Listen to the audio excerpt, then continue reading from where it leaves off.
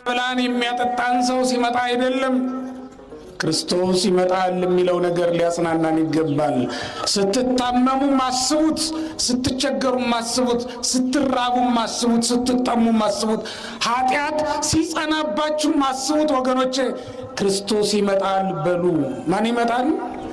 ክርስቶስ ይመጣል የሚለውን ቃል ማሰብ ያስፈልጋል። ኃጢአትን ማባረሪያ ይሆንላችኋል። ልትጸልዩ ስትቆሙ እንቅልፍ ከተጠናወታችሁ፣ እንቅልፍ ካስቸገራችሁ ያን ጊዜ ክርስቶስ ይመጣል ብላችሁ አስቡ። ማን ይመጣል? ሐዋርያት ደስ እያላቸው የተመለሱት እኮ ለዚህ ነው። ልብ በሉ። ክርስቶስ ይመጣል ብለው አስቡ። ምናልባት ሰይጣን አነሳስቷችሁ ወንድሞቻችሁን ልትገድሉ እየሄዳችሁ ይሆናል። ግን ወንድማችሁ ዘንድ ደርሳችሁ ያንን ክፉ ኃጢአት ሳትፈጽሙት አስቀድማችሁ ክርስቶስ እኮ ይመጣል ብላችሁ አስቡ። ሰው ለመሳደብ አፋችሁን ልትከፍቱ እየተዘጋጃችሁ ይሆናል። ሰው ለመማታት ቡጢ እየሰነዘራችሁ እጃችሁን እያዘጋጃችሁም ሊሆን ይችላል። ያን ጊዜ ገና ያዘጋጃችሁትን እጃችሁን በሰው ላይ ሳታሳርፉት ክርስቶስ እኮ ይመጣል ብላችሁ አስቡ ወገኖቼ። ማን ይመጣል? የሚሰርቅም ከመስረቁ የሚያመነዝርም ከማመንዘሩ በፊት ክርስቶስ ይመጣል የሚለውን ቃል ሊያስቡ ይገባል።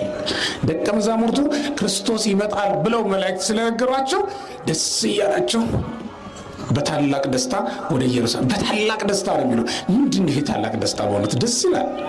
በታላቅ ደስታ፣ በብዙ ደስታ ነው የሚለው።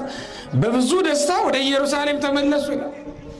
በብዙ ደስታ ይመልሳችሁ። በእውነት ክርስቲያኖች ወደ ቤታችሁ ስትመለሱ በብዙ ደስታ ይመልሳችሁ። አግብታችሁ ሙሽሪትን ይዛችሁ ስትመለሱ በብዙ ደስታ ይመልሳችሁ። ክርስትና አስነስታችሁ ልጅ ወልዳችሁ ከሐኪም ቤት ወጥታችሁ ስትመለሱ በብዙ ደስታ ይመልሳችሁ። በብዙ ደስታ ተመለሱ።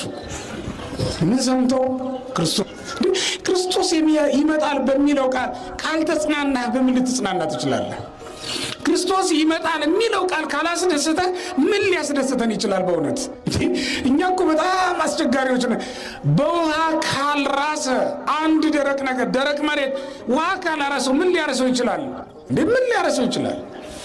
የተጠማችን ሰውነት ውሃ ካላረካት፣ የተራበችን ሰውነት እንጀራ ካላጠገባት ምን ሊያጠግባት፣ ምን ሊያረካት ይችላል? በእውነት እኛ ክርስቶስ ይመጣል የሚለው ቃል ካላስደሰተን በስተቀር ምን ሊያስደሰተን ይችላል? በእውነት የክርስቶስ ይመጣል የሚለው ቃል እኮ ነው አባቶቻችን ዋሻ ውስጥ ሆነው ብርሃን የሆነላቸው ያበራላቸው እኮ ይሄ ቃል ነው።